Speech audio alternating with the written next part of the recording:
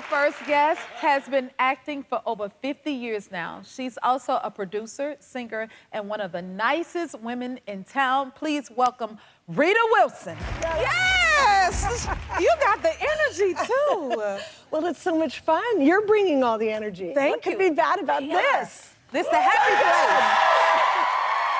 So you've been acting for over 50 years. Yeah. You said, hold on, Jennifer. Let me just, what'd you say there? Yes, I've been acting 50 years because I started when I was 15. 15? Yeah, I'm born and raised in LA, born and raised in Hollywood, as a matter of fact. Oh, my God. And my first gig was the Brady Bunch. The Brady, I love the Brady Bunch. So you were 15 here? Yes. What was that like?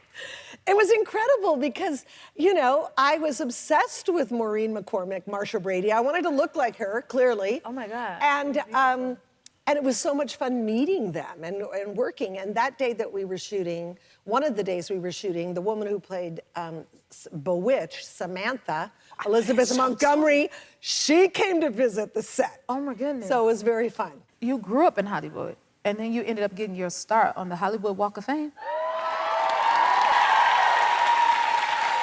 In the same area you grew up in? That's amazing. So I grew up in Hollywood, California. I'm a first-generation American. My dad was from Bulgaria. My mom was from Greece. But it was like anybody's main street. It just happened to be Hollywood Boulevard. And your dad has an incredible story. He's an immigrant?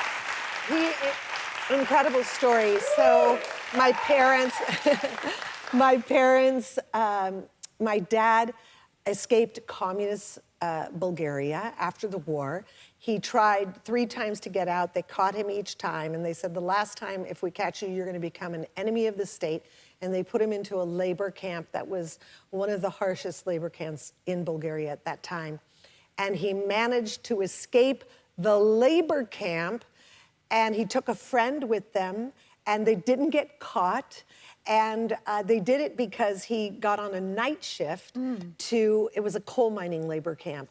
And he saw that trains would come in, and he knew that if he worked at night, a train would come in, he could get past the train on the other side, which was a river, and run and escape. And that's what he was able to do. And he made his way, That is really something, and that's your dad there. Yeah. Wow. That's powerful. And you found out you had a brother that you never knew about. Yeah.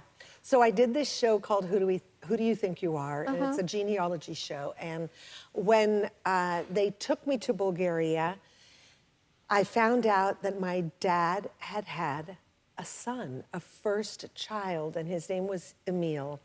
And the thing that was so interesting about that was that Emil was born on December 26th. My dad never told us any of this. I think it was just too painful. I think it's also one of the reasons why he left. And my sister's firstborn child was born on December 26th, and my son, Truman, was born on December 26th. And I think about my dad all of those Christmases and the next day, thinking about his own firstborn, Emil. So it's pretty amazing. And I think of that. Emil passed away when he was 4 months old, and Emil's mom died 3 days after he was born. So it was a very tragic story. And I think my dad just felt very much like he wanted to not, remember that so much. Wow. It's impactful. Yes. To have the legacy through your child, and you know what I mean? Yeah. And it's so true. And there's something about, like, nowadays when everybody is talking about everything and they put all of their lives out there, there's something very poignant about just keeping it to yourself and dealing with it privately. You're Oscar pro, right? You've been to the Oscar many times. Oh my God. Oh my God. Do you have a favorite memory from the Oscars? Well, I just remember the first time, it was the 80s, and Tom and I were going, and I had this really cute dress that was very popular in the 80s. You guys might remember it, where it would have a waistline, but then it would have a poof. I like it. Okay, a poof. And I was like, I loved that poof. I was like, I'm so happening with my poof. And in the day, they used to send like a big stretch limousine for you, and they would fill it with a bottle of champagne. So we were having a blast, or drinking champagne, going to the Oscars, celebrating, and then all of a sudden it's like, I need to make a pit stop. And it's like, okay, I'm gonna do that. And then I realized that my dress could not be scooped up. It had to be unzipped. So we pull over into this little Mexican restaurant on Pico Boulevard, and I'm like, Tom, you need to come with me. And so he came with me into the woman's bathroom, unzipped me, zipped me back up. Oh my God. Hi. We wanted to properly introduce ourselves because, you know, we're going to be neighbors and everything, so. So. Okay. Okay. Bye.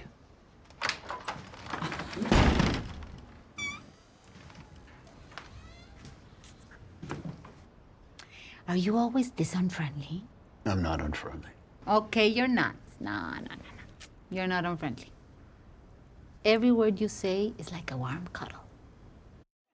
We're back with Rita Wilson. That's A Man Called Otto. Yes. Tom Hanks is your husband, and he's Yeah. in it. You're a Yeah. producer, and happy 35th anniversary. It's coming up, 35th, yes. That is beautiful. Thank you. Can you tell everyone what Otto is about? Okay, so A Man Called Otto is a fantastic movie based on a book called A Man Called Otto that was a best-selling book here in the United States, and it was translated into 44 languages, and it also was based on a Swedish film of the same name, A Man Called Otto.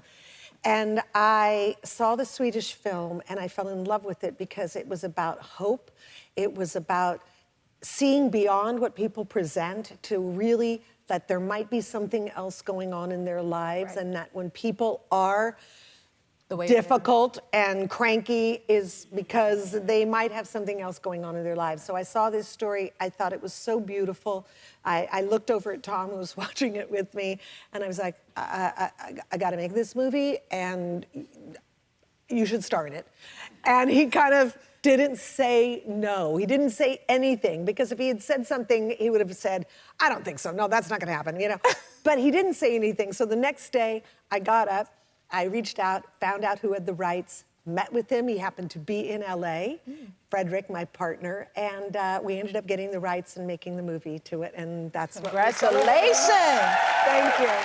If you like this video, smash that like button and subscribe to the Jennifer Hudson Show YouTube channel. Check your local listings or visit jenniferhudsonshow.com to see when you can watch full episodes in your area.